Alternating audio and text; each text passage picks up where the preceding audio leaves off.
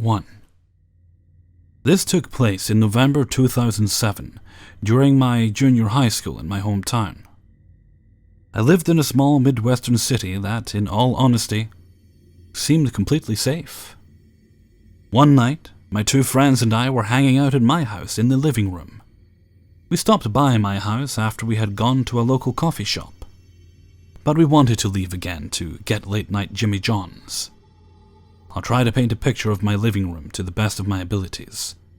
The couch was against the front windows. There were 3, and the curtains only slightly obscured 2 of them, facing our inactive fireplace.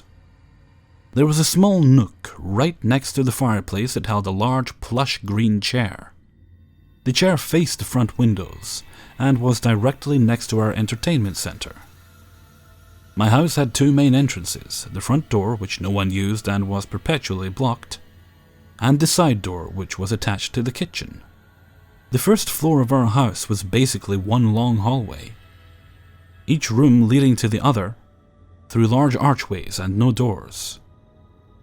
On this particular night, my friends and I decided to watch TV before heading out again. It was around midnight. I was sitting in the green chair and my friends were laying on the couch facing me. I could tell the other 2 were falling asleep, and I decided I'd rest my eyes as well. A few moments later, my cat burst into the room and up the stairs. I didn't think much of it as she was a skittish cat, so I shut my eyes again. The next thing I know, I hear my friend whispering my name over and over. I turned my head towards her, and she was pointing in the direction of my dining room, which was between the living room and the kitchen. From my point of view, I couldn't see the entrance to the dining room as I was tucked in the nook by the fireplace. My friend was persistent, and her voice grew louder and louder until I decided I couldn't avoid looking. I scooted up to the very edge of the seat, peered over, and holy shit. A man was standing there. He was scrawny and short and wore a ski mask. And that's it.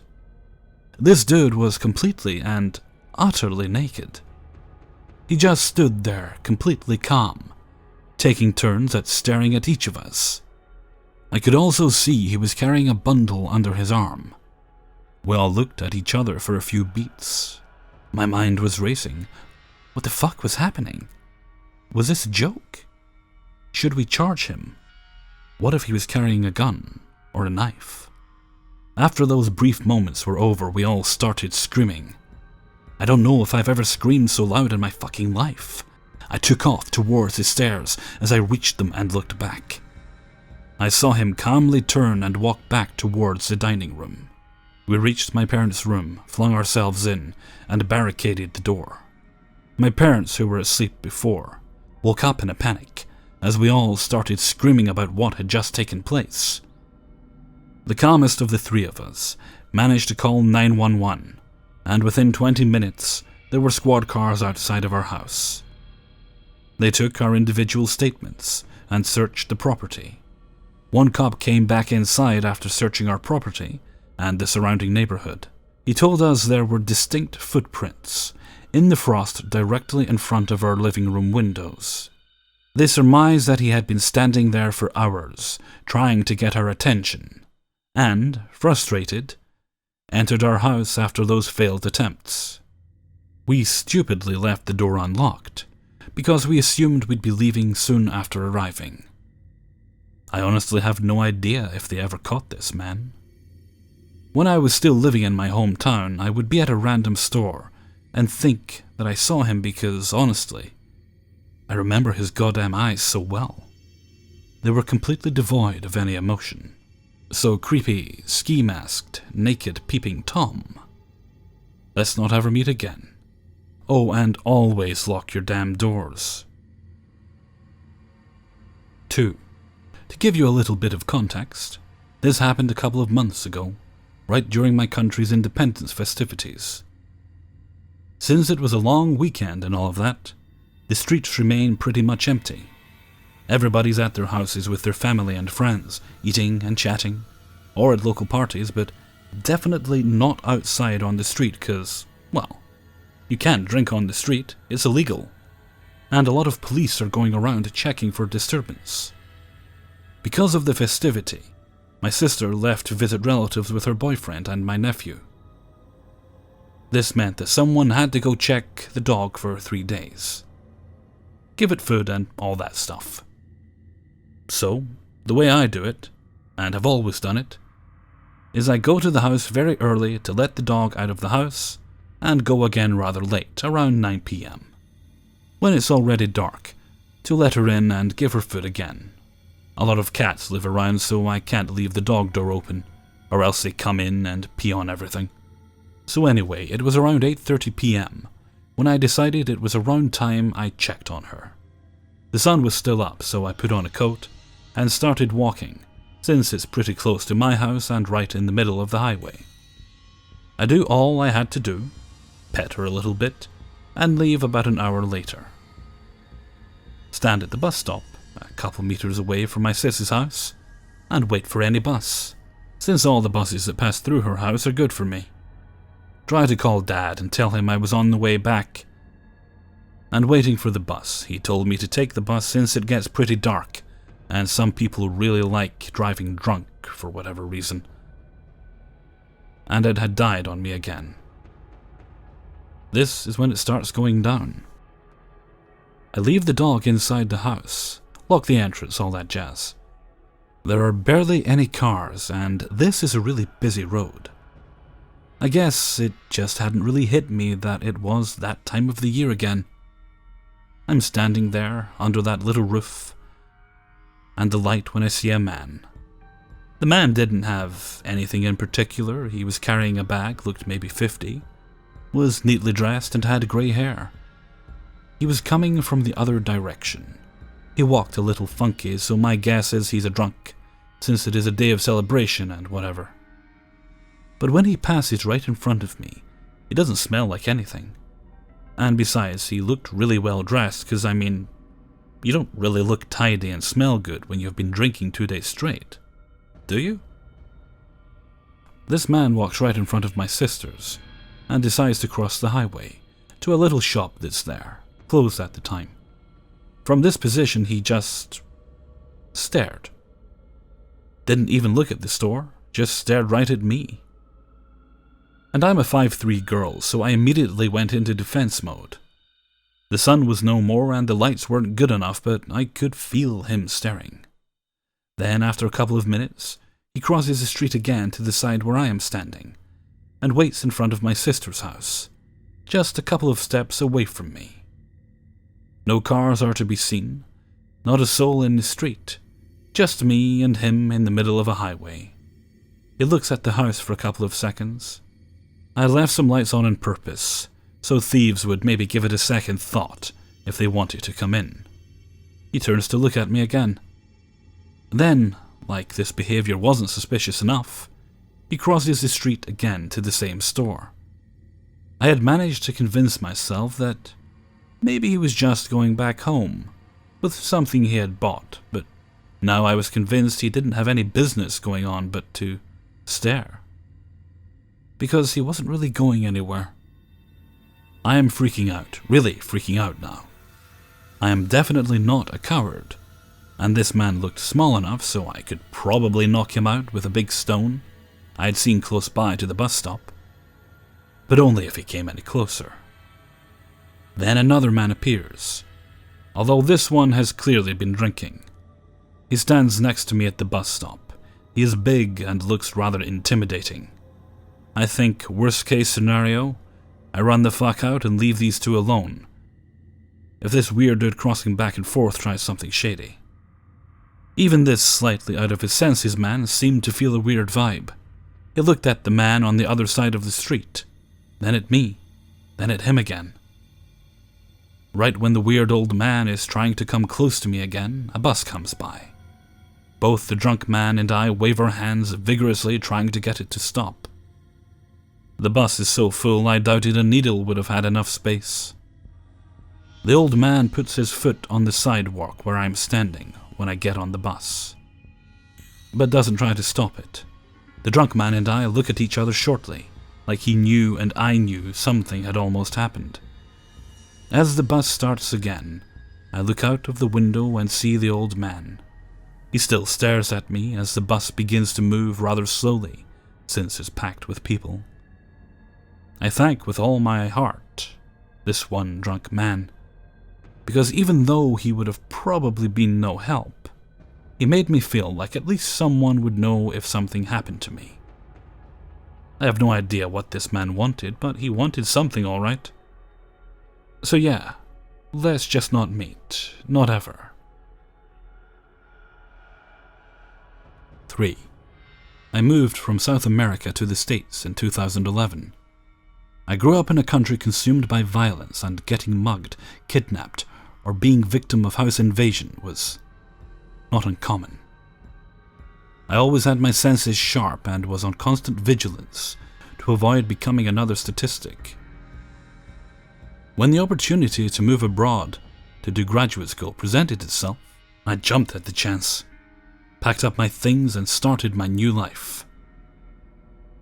Being here in the States on my own for the first time, and being my own person, was rough. The cultural shock was overwhelming, and I had to slowly adapt. I had left everything behind, my family, friends, and basically started all over again. It took a while, but slowly I adjusted and felt safe. The constant vigilance was pretty much gone, and I became pretty much trusting, though still somewhat aware of my surroundings. I'm a pretty big guy, and I have a case of resting bitch face, so I pretty much kept to myself and no one bothered me. It was 2012, and I had been here for about a year and a half. I was 25 at the time, and I got into my own comfortable routine. Go to school, work, come back home, watch TV, smoke some cigarettes, and just live my life. I used to sit in my balcony and smoke while dicking around with my phone. One night this dude passed by, I'm on the first floor, and asked if he could have a cigarette. I gave him one, and he talked to me for a while. He introduced himself as Nick, he was 18 or 19, and told me he moved here to the apartment complex with his girlfriend. Nothing seemed out of the ordinary. It soon became a routine of him stopping by, sometimes alone, sometimes with his girl, and just talk while smoking. I was living pretty comfortably, except my bed was a twin-sized, and I found a pretty decent second-use full-size on Craigslist. I picked it up and asked Nick to help me set it up in my apartment. That's when shit hit the fan. I always loved gadgets, and my apartment was full of those. TVs, Wii, tablet, laptop, iPod, stuff like that. He said it was cool I had all this stuff, and said if he could borrow my Wii. I told him I was hooked on a game and maybe some other time. I guess Nick must have thought I was rolling in dough because he soon started asking for money. The first time I loaned him $20, but then he started to ask every other week for more, and I just told him I was broke or had bills due. It made me uncomfortable. One day I was coming home from grocery shopping, and I saw a sketchy guy outside their door. I thought nothing of it and just went home. I saw the sketchy guy on and off for about a couple of weeks, and it just rubbed me the wrong way. It made me uncomfortable because he seemed really suspicious. I can't really pinpoint why, he just did. The first thing I thought was drug dealer. He just had that look. One night I was sleeping, and I was woken up by someone banging on my door. I'm a heavy sleeper, but it was so loud it woke me up. I was jolted awake and panic set in. I was disoriented and someone just kept banging on my door, not saying anything, just banging. I put on my glasses. It was around 3 a.m. and I just looked through the peephole. It was Nick. He had this weird look on his face, like anger, and he just kept banging. I just stood there until he gave up and left. I then looked through the window, making sure he couldn't see me, and I saw him walking around, sort of like prowling. It made me really uncomfortable. Eventually he left. The next day he stopped by while I was in the balcony and asked for a smoke. I asked him what was his deal. Why was he banging on my door? He then looked taken aback and told me he had gotten into a fight with his girlfriend and wanted to sleep in my place. I told him to not do that again. He started getting more and more intense about money, and he was draining my cigarettes a lot faster than I cared for. Now, hey, I'm all about people having their vices and nurturing them, so long as you're not hurting anybody. But I'm not going to support other people's vices other than my own. I dropped smoking and just sat on my balcony, dicking around on my phone. No cigarettes. When he asked for one after I had quit, I told him that indeed I had quit. He was like, "Good for you," but his face showed some anger. He left me alone after that. About a week after this, I came home from work and noticed something was weird on my patio. Additionally, I saw Nick with a shopping cart, and he had gone grocery shopping. I thought that was weird given that they rarely had money. I didn't pay much attention and just went to get into my apartment. When I tried to unlock the door, I realized the door was already unlocked. I thought it was weird. If there's one thing I'm paranoid about, is having my doors locked at all times. I went in and my heart just stopped beating for a second. My apartment had been burglarized. TVs, laptop, tablet, anything they could carry, they took. The TV stand was propped against a balcony door, and I realized that whoever had broken in did so through that door, seeing as they pretty much tore apart the big glass-paneled section.